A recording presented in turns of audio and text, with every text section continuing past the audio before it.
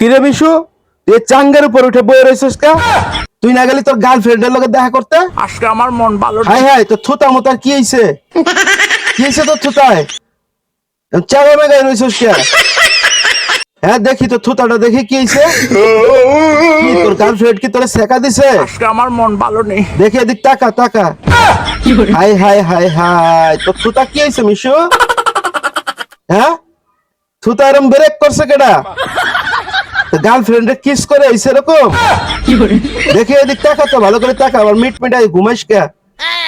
হ্যাঁ, সেকা মেকা খাইছস?